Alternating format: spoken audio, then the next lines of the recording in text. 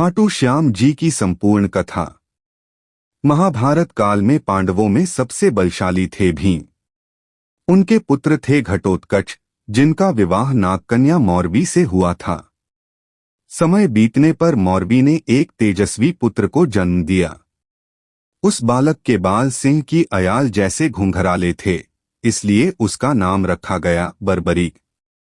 बचपन से ही बर्बरीक अत्यंत वीर, दयालु और धर्मप्रिय था। वह सदैव कमजोरों की सहायता करता और अन्याय का विरोध करता था। उसकी माता मौरवी ने उसे एक महत्वपूर्ण शिक्षा दी थी, सच्चा वीर वही है जो हमेशा हारने वाले का साथ दे। यही शिक्षा उसके जीवन का सबसे बड़ा नियम बन गई। बर्बरीक ने महान योद्धा बनने के लिए कठोर तपस्या की। उसने भगवान शिव की घोर आराधना की। उसकी तपस्या से प्रसन्न होकर भगवान शिव प्रकट हुए और उसे 3 अमोघ बाण प्रदान किए। इन बाणों की शक्ति अद्भुत थी। पहला बाण जिस वस्तु को निशान बनाता, दूसरा जिसे बचाना हो उसे चिन्हित करता और तीसरा बाकी सभी वस्तुओं का विनाश करके वापस तरकश में लौट आता। इसके साथ उसे एक दिव्य धनुष भी प्राप्त हुआ। इसी कारण वह 3 बाणधारी कहलाया। समय बीता और महाभारत युद्ध का समय आया। जब बर्बरीक को युद्ध का समाचार मिला तो उसने युद्ध में भाग लेने का निश्चय किया। युद्ध पर जाने से पहले उसने अपनी माता से आशीर्वाद लिया। माता ने उसे याद दिलाया, पुत्र, हमेशा हारने वाले पक्ष का साथ देना। बर्बरीक ने वचन दिया और अपने नीले घोड़े पर सवार होकर कुरुक्षेत्र की ओर चल पड़ा। रास्ते में भगवान श्री कृष्ण ने ब्राह्मण का वेश धारण कर उसे रोक लिया। श्री कृष्ण ने उससे पूछा, हे वीर, तुम कौन हो और युद्ध में किसका साथ दोगे? बर्बरीक ने उत्तर दिया, मैं घटोत्कच पुत्र बर्बरीक हूँ और मैं सदैव हारने वाले पक्ष का साथ दूंगा। श्री कृष्ण उसकी शक्ति और प्रतिज्ञा को समझ गए। उन्होंने उसकी परीक्षा लेने के लिए पास खड़े पीपल के वृक्ष की ओर संकेत करते हुए कहा, यदि तुम इतने महान धनुर्धर हो तो एक ही बाण से इस वृक्ष के सभी पत्तों को भेद कर दिखाओ। बर्बरीक मुस्कुराया और ध्यान लगाकर बाण छोड़ा। बाण बिजली की गति से घूमने लगा और वृक्ष के सभी पत्तों को भेदने लगा। उसी समय श्री कृष्ण ने एक पत्ता अपने पैर के नीचे छिपा लिया। बाण उनके पैर के चारों ओर घूमने लगा। तब बर्बरीक बोला, ब्राह्मण देव, कृपया अपना पैर हटा लीजिए, नीचे भी एक पत्ता छिपा है। यह देखकर श्री कृष्ण समझ गए कि बर्बरीक की शक्ति अद्वितीय है।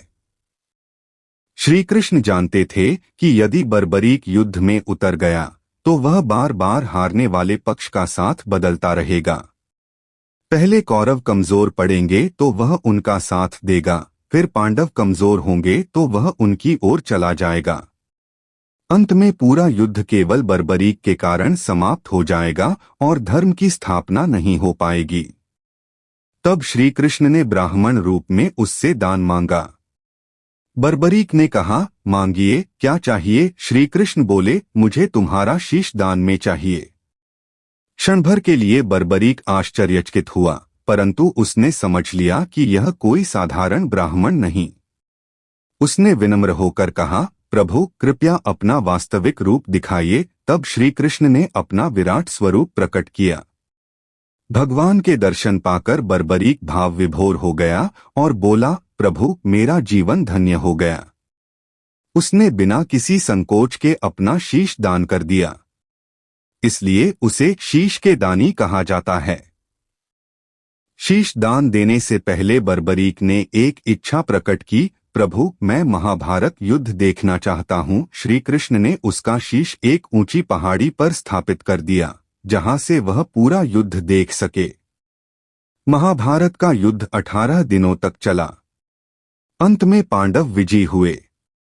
युद्ध समाप्त होने के बाद पांडवों में विवाद होने लगा कि विजय का सबसे बड़ा श्रेय किसे जाता है।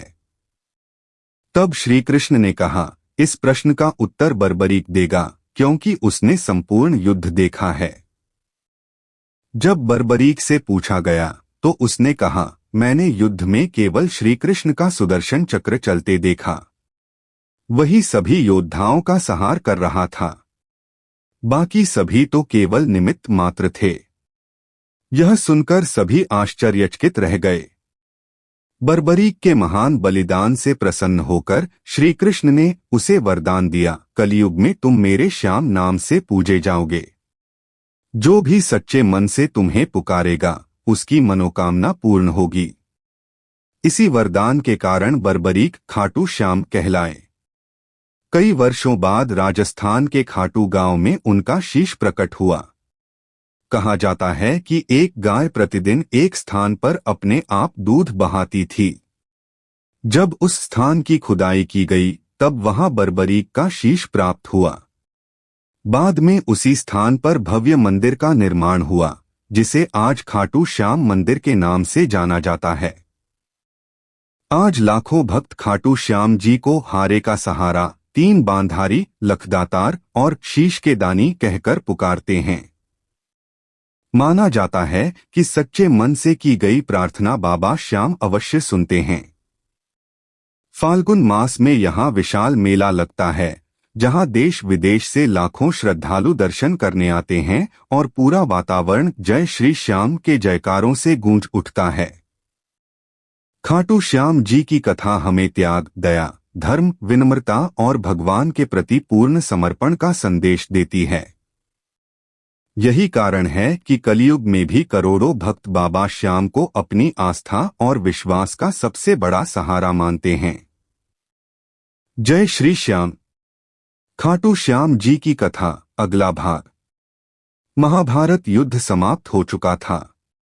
कुरुक्षेत्र की धरती पर चारों ओर शांति छा गई थी, लेकिन उस युद्ध की यादें हर योद्धा के मन में जीवित थीं। ऊंची पहाड़ी पर स्थापित बर्बरीक का शीश अभी भी भगवान श्री कृष्ण की ओर देख रहा था। उसके मुख पर अद्भुत तेज था। युद्ध के बाद पांडव भगवान श्री कृष्ण के साथ उस स्थान पर पहुंचे जहां बर्बरीक का शीश रखा गया था। सभी ने श्रद्धा से उसे प्रणाम किया। उस समय वातावरण अत्यंत दिव्य हो गया। भीम अपने पौत्र बर्बरीक को देखकर भावुक हो उठे। उनकी आंखों से आंसू बहने लगे। उन्होंने कहा, वत्स, तुमने इतना बड़ा बलिदान दिया, फिर भी हमें इसका एहसास तक नहीं हुआ। तुम्हारा त्याग हम सबसे महान है। बर्बरीक मुस्कुराया और बोला, पितामह, यह सब प्रभु की इच्छा थी। संसार में जो कुछ होता है वही होता है जो भगवान चाहते हैं। भगवान श्री कृष्ण ने तब पांडवों को समझाया, धर्म की रक्षा के लिए कभी कभी महान बलिदान देने पड़ते हैं। बर्बरीक ने अपना शीश देकर धर्म की विजय सुनिश्चित की है। उस दिन से बर्बरीक का यश पूरे संसार में फैलने लगा। समय बीतता गया। द्वापर युग समाप्त हुआ और कलयुग का प्रारंभ हुआ। लेकिन भगवान श्री कृष्ण का दिया हुआ वरदान अमर रहा।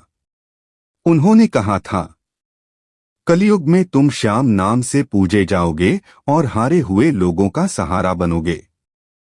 इसी कारण लोग उन्हें हारे का सहारा बाबा श्याम हमारा कहकर पुकारने लगे। कहा जाता है कि कई वर्षों बाद राजस्थान के खाटू गांव में एक चमत्कार हुआ। गांव के पास एक स्थान पर प्रतिदिन एक गाय अपने आप दूध बहा देती थी। गांव वालों को यह देखकर आश्चर्य होता था। एक दिन लोगों ने उस स्थान की खुदाई करने का निर्णय लिया। जब खुदाई हुई तब धरती के भीतर से एक दिव्य शीश निकला। उस शीश से अद्भुत प्रकाश निकल रहा था। पूरा वातावरण सुगंध और दिव्य ऊर्जा से भर गया। गांव वाले समझ गए कि यह कोई साधारण घटना नहीं। उस रात गांव के राजा को स्वप्न आया। स्वप्न में भगवान श्री कृष्ण ने कहा, यह शीश मेरे परम भक्त बर्बरीक का है। इसे सम्मानपूर्वक मंदिर में स्थापित करो। राजा ने अगले ही दिन भव्य मंदिर बनवाने का आदेश दिया। विधि विधान से उस शीश की स्थापना की गई। तभी से वह स्थान खाटू श्याम धाम कहलाने लगा। धीरे धीरे बाबा श्याम की महिमा दूर दूर तक फैलने लगी। जो भी सच्चे मन से उनकी शरण में आता, उसकी मनोकामना पूर्ण होती।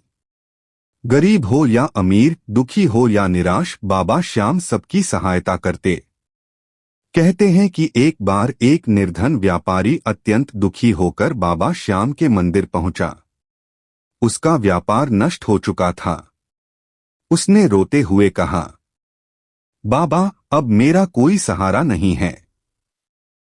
उसने पूरी श्रद्धा से बाबा के चरणों में प्रार्थना की। कुछ ही दिनों में उसके जीवन में परिवर्तन आने लगा। उसका व्यापार फिर से चल पड़ा और वह सुखी हो गया। तभी से लोगों का विश्वास और बढ़ गया कि बाबा श्याम सचमुच हारे हुए लोगों के सहायक हैं। फाल्गुन मास में जब बाबा श्याम का विशाल मेला लगता है, तब लाखों श्रद्धालु पैदल यात्रा करके खाटू धाम पहुंचते हैं। भक्त श्याम तेरी बंसी पुकारे राधा नाम और हारे का सहारा बाबा श्याम हमारा जैसे भजन गाते हुए आगे बढ़ते हैं। मंदिर में प्रवेश करते ही भक्तों को ऐसा अनुभव होता है मानो बाबा स्वयं उन्हें देख रहे हों। उनकी आंखों में करुणा और प्रेम दिखाई देता है। आज भी माना जाता है कि जो व्यक्ति सच्चे मन से बाबा श्याम को याद करता है, उसकी पुकार अवश्य सुनी जाती है। बाबा श्याम अपने भक्तों का दुख दूर करते हैं और उन्हें सही मार्ग दिखाते हैं। जय श्री श्याम।